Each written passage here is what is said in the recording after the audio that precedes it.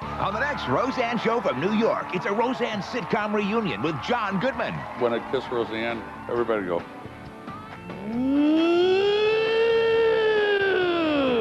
They're like happy days. Yeah, like right now? Yeah.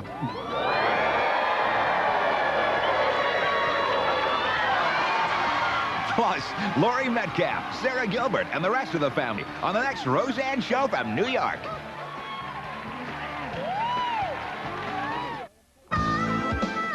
Putting in a bid on a drywall job. Great money if I get it. You're not gonna get it. I am the best. You're the worst. I am the drywall master of the universe. Ah!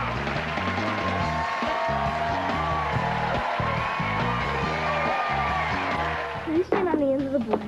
I'll jump on it and shoot you in the air, okay? Okay. Freeze right there! What did I tell you about killing your brother in the living room?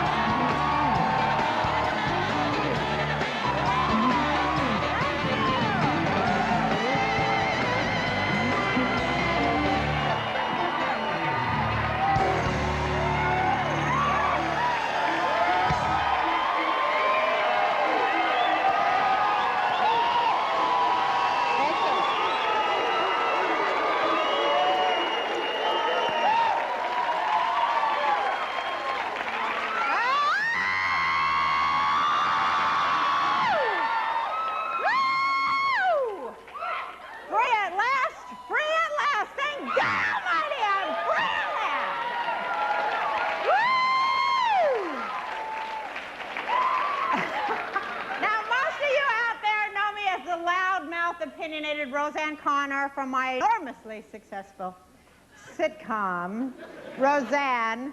Thank you.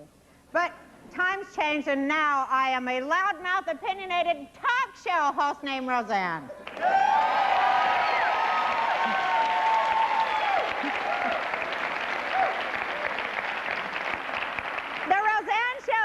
For 9 very long and very enjoyable seasons. There were moments in those years that were absolutely incredibly delightful, and there were others that were bone-grinding bad. But my TV family became very much like my own family. We laughed, we cried, we yelled, we fought, we joked around, we even sued each other. No, not really. And that was just in real life. And some of us even got a chance to make out once in a while. During those 9 years, I had a TV husband to cook and clean for, TV children to discipline, TV neighbors to make fun of. We created a separate family, and we loved and cared for each other just as much off camera as we did on. It's been almost 2 years since we've seen each other and that we've all been together. Let me tell you, I miss them so much. I really miss them. Today is so exciting because today, in this place, which I'm so honored to be here, is the Connor family reunion.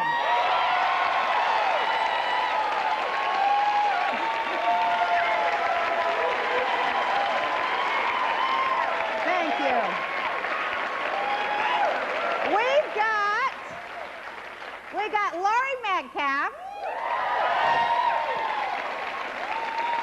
We got Sarah Gilbert, Michael Fishman, Sarah Chalk, Martin Mull, Fred Willard. But of course, there's one person who comes before everyone else. And I haven't seen my first guest since we taped the last episode of my sitcom. He made me laugh for 9 years straight, and he is my second favorite husband of all time. Please help me welcome the incredibly talented Johnny Goodman!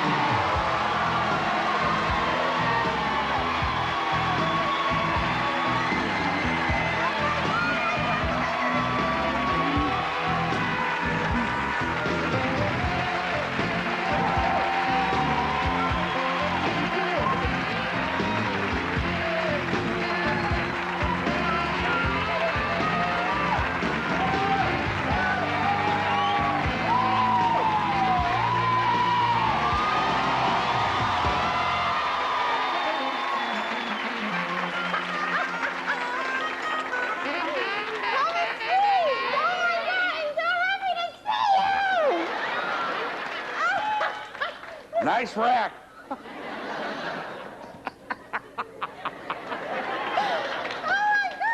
I'm so happy to see you. Oh my God. Oh my God. So anyway, How are you? I'm great. How you doing? God. Great. Does he? Yeah. Okay. I'm speechless. How much do you Okay. miss? How much do you miss working on the show? Oh man, every day. It's like, you know, when you get out of high school, if one did get out of high school. I never did. So. Yeah, but okay, grade school. Did you No, get out of it's high like, school? yeah, I really miss it. Yeah, I miss it a lot. Did you get out of high school? Yeah. Technically, yeah. Did you actually go to college? I don't think I ever asked you that. I went to college. I'm a college graduate. I went to the Harvard of the Ozarks, Southwest Missouri State University. I matriculated there. Did you get a degree? Yes, I did.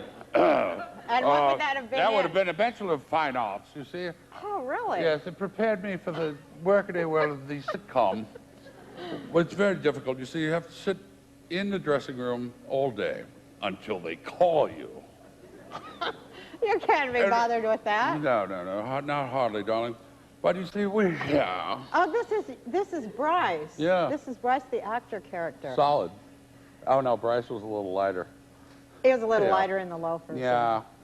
John had Mary incredible characters that used to just like. Spring Well, out. tell us about your favorite thing to do was to make Well, me. what started this was Roseanne would get letters from people. Some of them were incarcerated. A lot of them. Some of them were.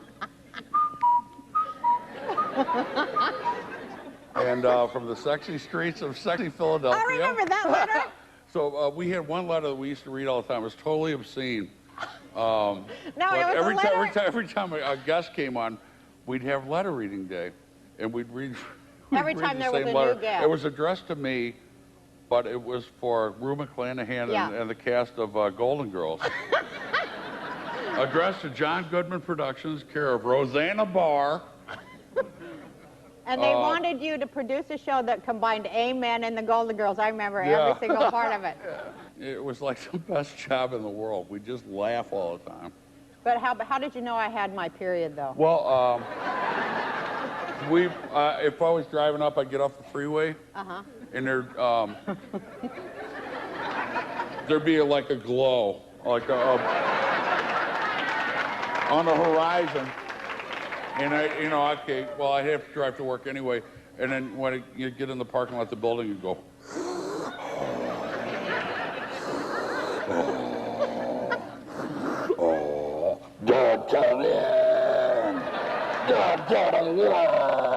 But you gotta go to work, and it'd be neat.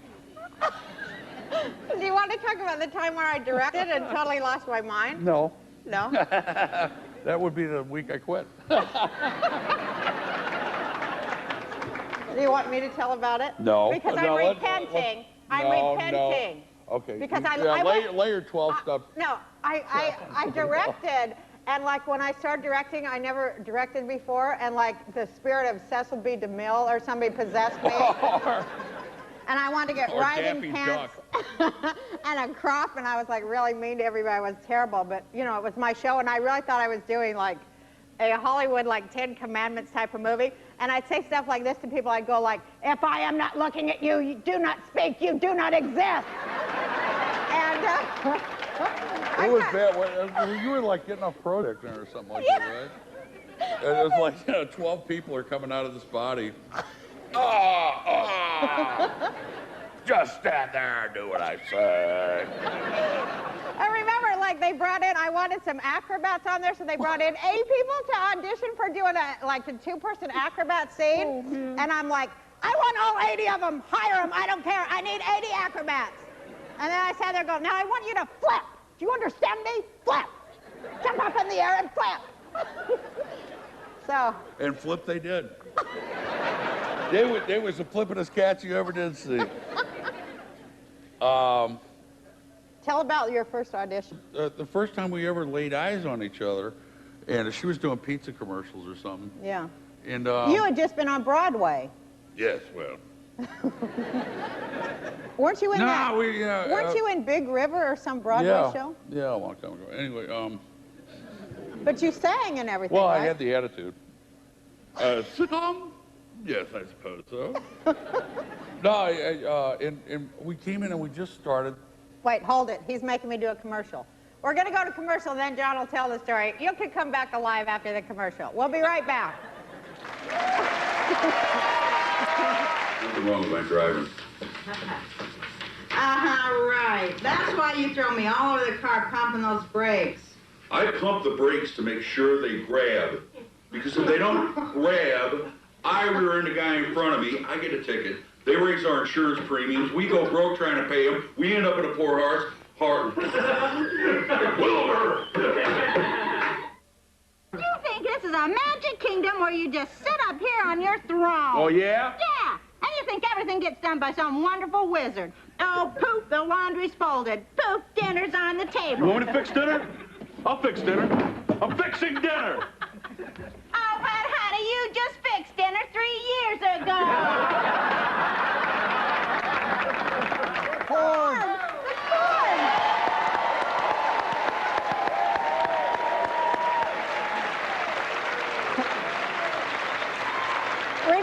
Remember about the corn? How Yeah, it was like an icon. we had a corn joke every It's not going to be show. amusing to anybody here or in our television audience. No, it will. We had a corn joke every show for 3 years, didn't we? Yeah, it was just something about it. You said something about corn. No, for some reason we were like poor white trash, so they gave us all this utility food. Huge cans of peas, corn, and all this crap. So hey, if they're going to put it there, we'll use it. So I'd be cooking a little dinner and have this huge, like, number 18 can of corn there. And, John, you mind taking that down? No. It's my choice as an actor, man. Remember when they bring those writers in from Harvard? Remember they got these writers from Harvard and Simply Red. They were supposed to be writing a blue collar show, but I swear to God, the one guy, remember, he goes, "What's lunch meat?" Yeah. Remember? You remember that? Yeah. What is lunch meat? Is it? It's not unlike luncheon meat, except for the un. No, you told him it was square meat. You know, That's flat what you meat, told flat meat. Flat Yeah. meat. I said, yeah, go out and make me a flat meat sandwich. Okay. So what you were going to tell about the audition? The audition was, they asked me, you know who Roseanne is, Roseanne Barr, and I said, yeah, sure. She's the hippest chick around. Oh, you're cool. Yeah. For whatever reason, we clicked, and when I walked out of there, I may have been wrong, but I knew I had the job. I knew you had it, too. Yeah, it was weird. They're like, you were the only guy that, like, I met for that part. They're like, you're really going to... Was Tom Cruise? Yeah, I forgot. It was Tom Cruise. I forgot. And Some other handsome guy? Mel Gibson. Mel and Gibson. You. I forgot, yeah. Harrison Ford. Yeah.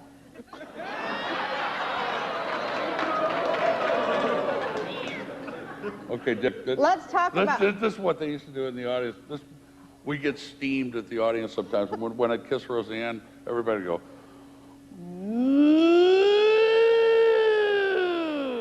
They're like happy days. Yeah, like right now? Yeah.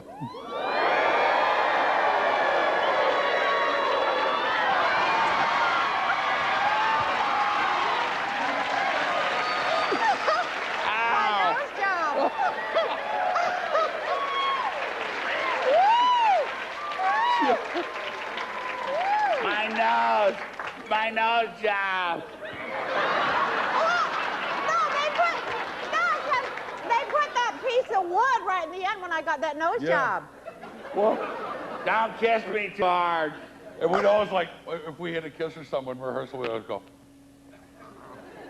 Like, until the last minute, we'd always... Because remember, I told on the air, you're going to be mad at me, but I told how, like, we were so shy to kiss each other, and how we'd walk around the parking lot holding hands for like 2 hours going, it's okay. Yeah.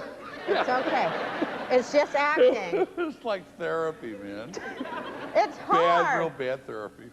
It's hard because you feel like somebody's your brother, you Yeah. know, and I do feel so close to you. And it's like, I have to I like, never kissed my brother. And I always wanted to, Les. If you're out there. before we bring Lori out, which I know, I just want to tell you one thing while I have you alone here, although I do get you alone a little bit at the end. I saw you in, no, it's nothing bad, honey. Okay. Those days are over. Okay, solid. Where I'd come in there, John, I just have to tell you one thing. I'm quitting the show, and you'll have to take over. Okay. Because I know it's going to change in 5 minutes. Okay.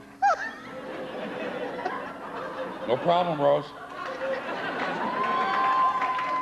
My new staff applauds you. But they all like are giving you something. Yeah, dig it while it lasts. But just how great it was I saw you in The Big Lebowski, and I just like totally cried. Because I'm like, God, for 10 years I got to work with this guy who is, I know you don't like to hear it, Yeah. but what a great actor you are. You are a great actor.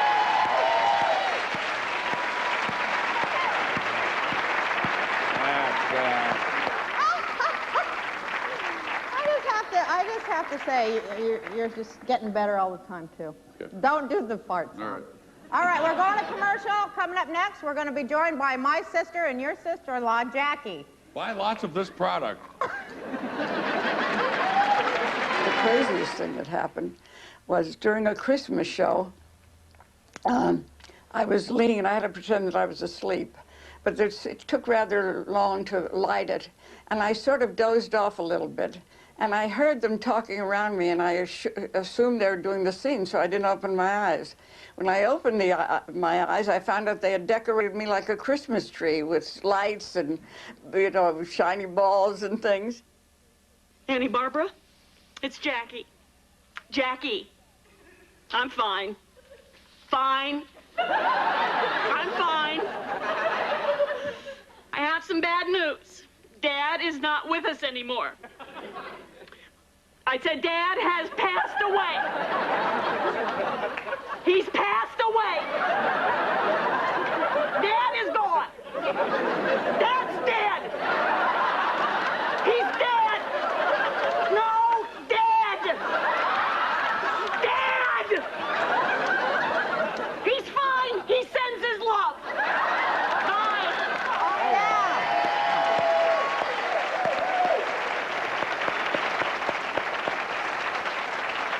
On screen, my next guest and I start out in a plastics plant, and we end up owning our own coffee shop. Off screen, we became very, very close and good friends. I will always think of her as my little sister. Won't you always think of her as yours? That's my little sister. Please have us welcome 3-time Emmy Award winner, Lori Metcalf.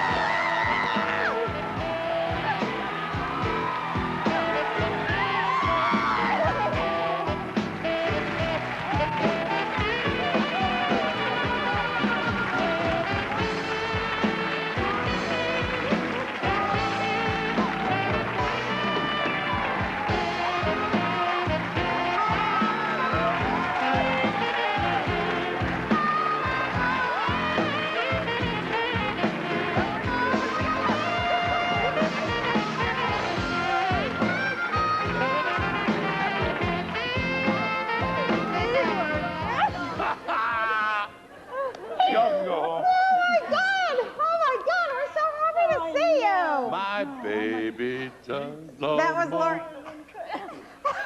Where that started. No, it was your You look character. so good, and the last time I saw you, you were covered in green makeup. Oh, that's From right. the Wicked Witch of the West here Right, in New York. right. Madison Square Garden. A year and a half ago. Yeah, Yeah, I know. It's all greened up. I know.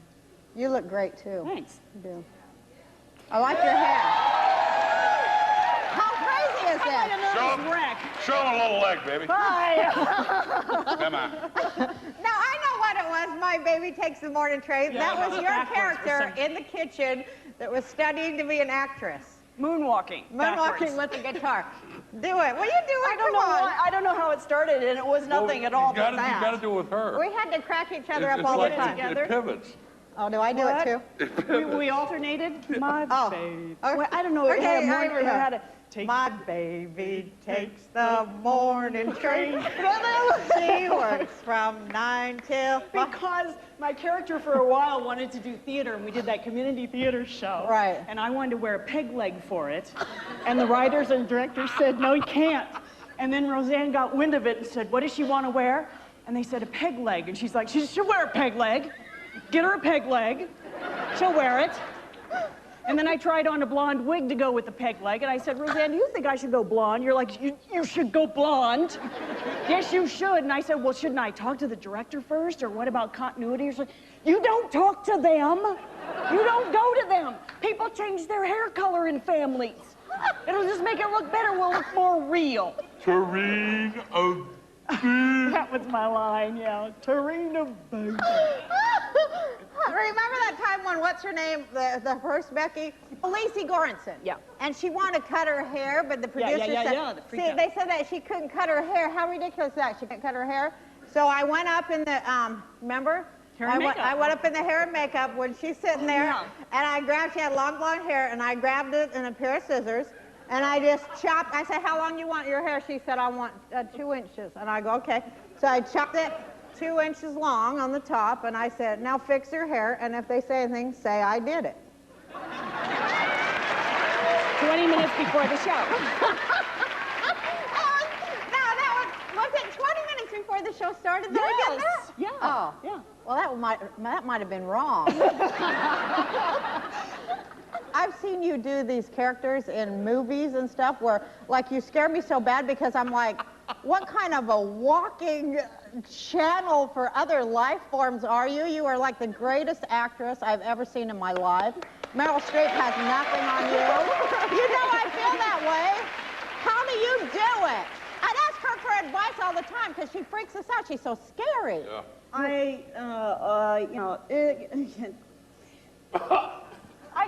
You don't believe me, but I learned so much about acting from you on that show. Well, you because you didn't come from that background. You had the whole stand-up thing going, and you knew, of course, about timing and, you know, dealing directly with the audience. But then when people plugged you into the scene, I know you know this is true. Yeah. There was nothing fake that could come out of her mouth, and so she was looking at you and really saying what those lines were, and that freaked me out. We'll be back with celebrity kissing. No, but it's true. It's absolutely true. It's true. It's not kissing. No, I know. We're not kissing each other's. It's true. We'll do that later, too. Should we say that for private? But I want to say it on the air. No, it's true. It's absolutely true. How lucky was I to be able to learn from you guys? Just let it go, John. We used to call Lori the... Just give it up, John. Just say thank you. Thank you. Because I mean it. Well, we called Lori the tugboat because Rose couldn't hit a mark to save her life. No, I couldn't, could I? So Lori, we'd be in the middle of the scene, and Rose would be here, and Lori would kind of be reading her lines and, you know, doing her lines, and like edging Rose over to where the mark was supposed to be. And then when she dropped her off, she'd walk off and, you know, do the rest of the stuff. And when Rose had to move and hit another mark, Lori'd be... Well, I don't know, Roseanne. Maybe they'll fire us for that one. And the thing that made her look so brilliant to me was the way she didn't know the way around her own kitchen. But I thought, I know she really didn't know her way around that kitchen. No, because I never looked at nothing. I thought it was a brilliant choice as the actress to make that woman didn't know her way around. Because she never cooked anything. Well, I didn't know. Now, let me tell you about this acting. This blew my mind that, like, you know, that you guys would, like, check stuff like that out. That freaked me out so bad, but I'd be like, why do they care? You just stand there and say the line. Why do they care? It'd be like, I remember this one time when John, we was doing this scene, it was under a bridge, and you were supposed to be running. So John actually goes on the side where the cameras, you know, behind the cameras, and, like, runs up and down about 50 times, you know, so he can be breathing hard and sweating, and I'm like, what? Now all I got to do is stand up? It's like, I was just like, how come why is he doing all that? Why do they? No, Lori's right, though. You just, like, you know, every word that came out of your mouth was true. Yep. Well, because I was from stand-up, but you guys had all the actions. I used to go, look, they put the actions on it. Like when you used to mouth the song, like the Supremes, and they'd be like, stop in the name of love, you know? I'd just be like, stop in the name of love. But you guys would like work on the actions. It was so cool. And I believe we're both Bachelor of Fine Arts. Yeah. We're going to go to commercial and then bring out the Bratty Connor kids and find out what scared them most about having us as their family.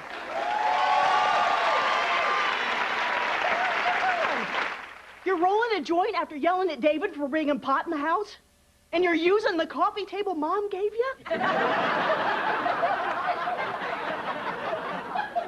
And you're doing it all wrong. Son, no matter what it is, you can tell us. Is it because she's black? It is, isn't it? Well, you'll be mad if I say yes. No, we won't. Yes, we will. I didn't raise you to be some little bigot. I just don't want to kiss her. Hey, black people are just like us. They're every bit as good as us, and any people who don't think so is just a bunch of banjo-picking, cousin-dating, barefoot embarrassments to respectable white trash like us.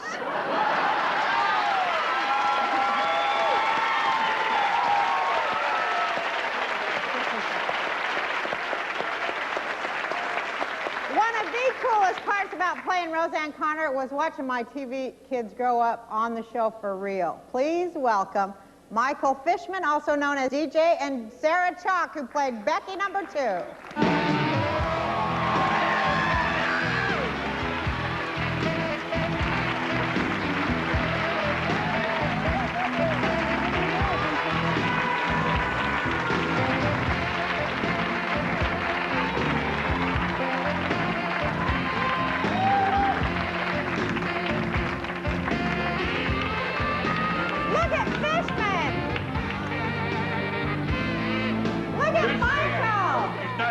Anymore. He's Fish Man. Oh my God, Michael, you're so grown up. He killed a guy on the way over here. Michael drives, don't you? Yep. Isn't that cool that Michael drives? The way we was raising him, honey, I didn't think he'd ever get out of that plastic bubble. And Sarah, how nice it is to see you. Nice too. Sarah, tell us what it was like to have to walk in and join this cast at the height of our madness. It was amazing. It was such a great opportunity, one of the best opportunities I've had in my life. And, you know, I was back, forth, here, there. It was great. Because you really live in Canada, right? Yeah. Well, I right now have a place in Los Angeles, but I've been just going wherever the work is. But when you started on, you'd fly from Canada all the way down. Yeah, I'm from Vancouver and had never been to Los Angeles before. Never worked in front of a live audience and had a lot to learn. And were you afraid to join this cast of this pretty successful show? Yes. And how hard was it to replace a character? I mean, you had it rougher than any of us, but yet you did it. That was tough. It was a lot. You know, I felt like I had a lot to learn, and also love to. Too much. What about you, Michael? Getting all big and grown up. Look at Michael. I know. Oh. Michael, you were 7 years old. Tell about being 7 years old when you started on the show. Well, I was 6, and I was almost 7. Okay, you were 6. Rose, did he tell a joke? Tell about your audition. Well, I remember it. Do you? Yeah, I first walked in, and I sat down, and we looked at each other, and you go, tell me a joke. And I was like, okay, sure. I mean, I didn't know you from anybody else. I didn't know that you were a big stand-up comedian. You didn't know who I was at all? No, not at all. So really? You never had seen the show or nothing? No. Because I think it had only been on 1 week. Yeah, and I came in, and you're all, tell me a joke. And I was all, a joke? And me and my sister had been coming up with jokes earlier that day, so I'm all, why did the turtle cross the road? And you're all, why? I was all, chicken's day off. And you're all, and you just laughed, and I think we've been close ever since then. I feel like, you know, to all the kids I feel close, but So Michael is like my own kid, because I mean. When he was 6, he years old. looked like you. He did look like Yeah. me, didn't he? Yeah. It wasn't my baby.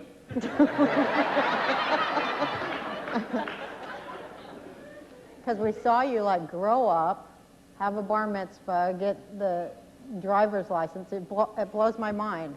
But it reminds me of my own kids. They were like 8 and 9, and like in the middle of the show, both me and you have babies in like our 40s. I know. Remember how we talked about how we each wanted a boy? Yeah. And Will was born on the show, and he's turning 5. Wow. And Buck is 3. Buck was in like the second to the last year. Yep. It's our whole lives. Pretty soon you guys will be telling us about having kids. We're going to go to commercial, and then when we come back, you've noticed one of our daughters is missing. We're going to pick her up in the ozone on satellite right after this commercial. Can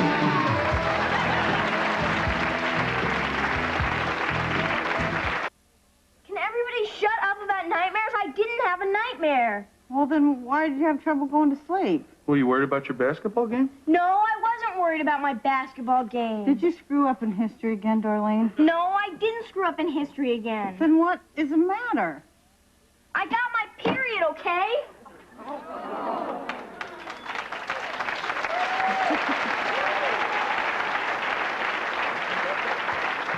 My sitcom family would not be complete without the daughter who had her first period, her first kiss, and her first baby in front of millions of viewers. Please welcome, via satellite from Chicago, Sarah Gilbert.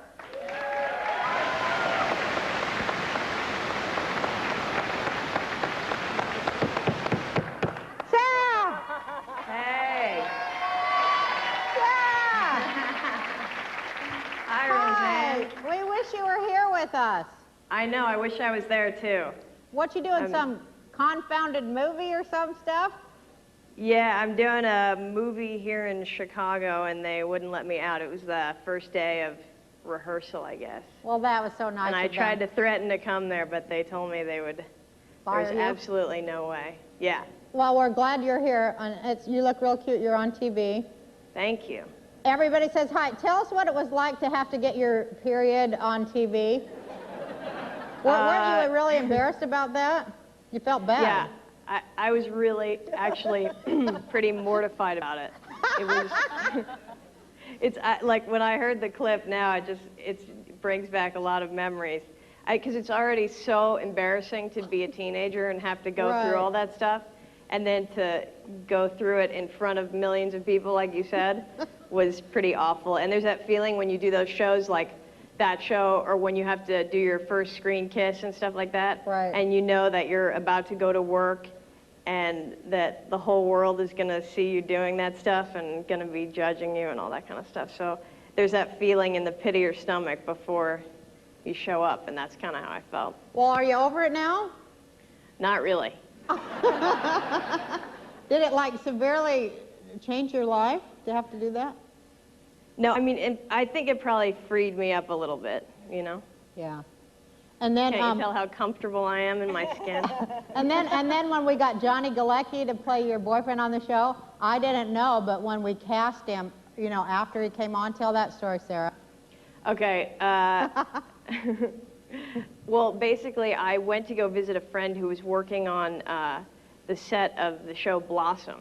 Yeah. And I met this really cute guy there, and his name was Johnny, and he was an actor that was living in LA, and he was like 15, and he rode motorcycles and played the bass, and I thought he was like this really rebellious kind of guy, and so I kind of found out all about him, and then a while later I was talking to you, and you said that you were making a show, some kind of TV movie or something with this kid that was playing your son, and his name was Johnny, and I was like, oh my God, is it Johnny Galecki? And you were like, it is Johnny Galecki.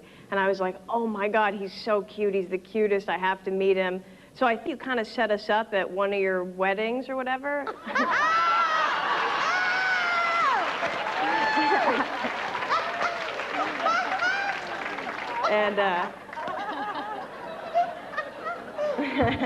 And we talked a little bit there. Yeah. And then he ended up being on the show. And we dated first for a split second of teenage kind of dating thing. Now, was he your first on-screen kiss? No, I think you guys had somebody else in there first. Do you feel like we totally like made you do all these really horribly uncomfortable teenage things? Yeah, it's true.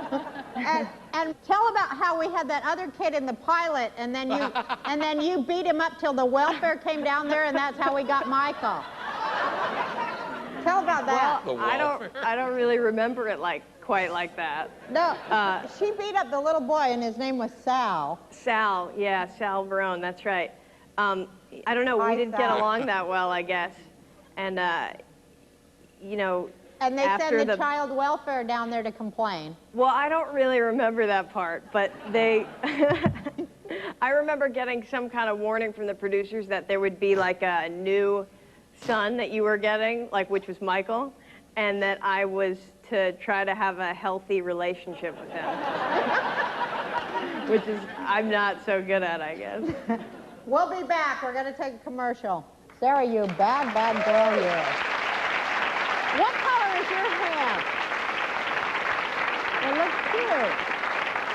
Rose, I thank you for inviting me into something that was so important and so rare and so special, not only to the fans and to television, but to you personally. I'll never, ever forget that.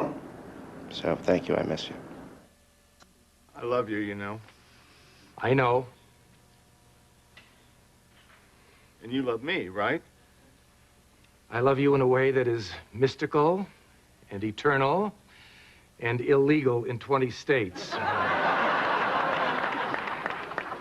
It's the most beautiful thing I've ever heard.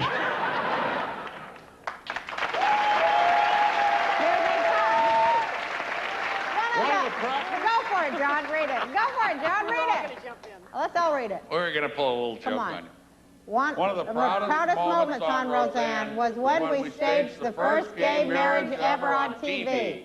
It took two great friends to pull it off. Please welcome Fred Willard and Martin Mull. Martin Mull.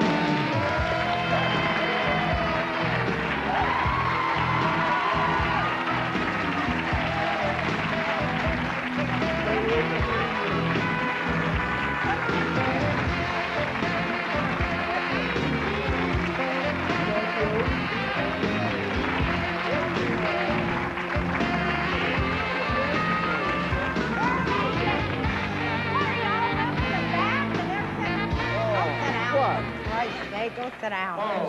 Oh, man. Oh. Take your feet off the couch. Look where he puts the flowers. Have you ever heard of symmetry? No, I brought my camera. I've been sightseeing. Oh, New York is wonderful this time of year. Isn't it? How nice of you guys to bring me roses. Well, it's just a little you know, we were thank sitting you. in the green room, and we thought it might be a nice idea to give you something. And now there's, of course, nothing in the green room, but... How was it to play a gay couple on TV? The first, like, married gay couple. We were the first, yes, the first male gay couple, male yes. gay couple. Remember how much fun we used to have with the censor? Oh, it was great. He would, every We show, should have brought he would... Neil on here. Oh, would have Hi, been the Neil. best. He would walk around just pounding his fist into his hand, etc., because he was so, well, pissed off at the things that people were saying on television. Tell us about your kiss. When you guys first kissed each other at your wedding, was there any tongue going on there? Or? Oh, no, wait a minute. There was actually not any lip-to-lip contact. No. How did you do it? Well, I think you just panned right through it, right past. And John was rehearsing me off stage beforehand. He says, you've got to really let yourself go. And I said, no, I don't think it's going to be just fake. No, we missed completely. It was all camera angle. But what Freddie was doing with his hands is another... Hands? Another story. And it was chilly that time of year, too. Well, up till then. But you know what How long did you guys... Let's pretend I'm talking. No. Pretend I'm interviewing you. I'll make a picture with it. Tell me about how long... Oh, my God. How long did you guys know each other? Well, this is going in my album, My Trip to New York. Oh, just put the pictures in the album. That won't fit. Well, we've known each other since... We've known each other since we did Fernwood Tonight, which was way back... Oh, old people. Which was such a great show. Remember, and then we went to the network. Check this out. We went to the network and we tried to do a spin-off gay show. Remember, where you guys were the gay couple, and you lived next door to RuPaul, whose lover was going to be Don Rickles. Remember? Why not? I told someone that. And the network would not take it, but then 2-3 years later, they got Ellen.